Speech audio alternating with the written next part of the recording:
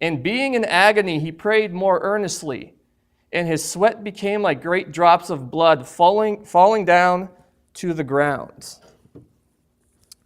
Anybody who's had a panic attack knows the feeling.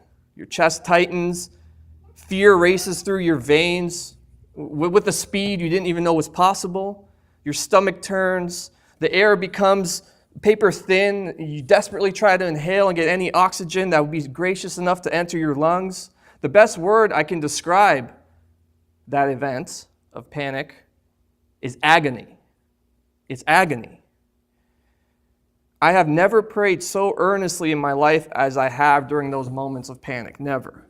But Jesus, look at what happens to Jesus.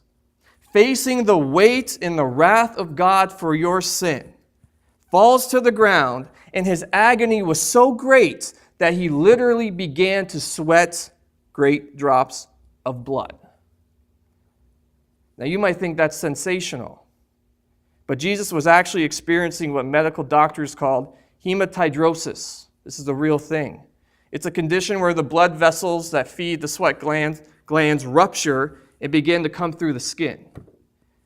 One doctor described it this way: severe mental anxiety activates the sympathetic nervous system to invoke the stress, fight, or flight reaction to such a degree as to cause hemorrhage of the vessels supplying the sweat glands into the ducts of the sweat glands.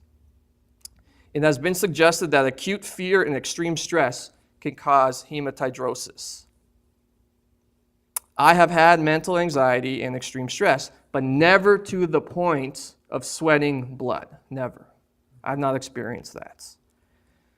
And so what I saw in this passage was that Jesus, the man of sorrows, the King of Kings, suffered just like me, but to a greater degree. Jesus suffered greatly, and he did it all for you. The blood that dripped from his pores as he was in unimaginable mental anguish hit the earth for you, hit the earth for me. The man of sorrows is not unsympathetic to your pain. He's not. When I have panic attacks and anxiety grips me, Jesus knows. He knows experientially. He himself entered into humanity. Isaiah tells us that he himself bore our griefs. He himself carried our sorrows. So whatever it is you're suffering with, you can draw comfort from the fact of knowing that Jesus himself suffered in the exact same way, but greater. The suffering soul finds relief in the life of the suffering servant. So throw yourself on his mercy and trust him. He bore your sorrows so that you don't have to. Cast your cares on him. They're not yours any longer. Give him what is rightfully his. Give him his property. Your cares, your sorrows belong to him. Stop stealing from God what's not yours. Give it to him. Give him what he bore.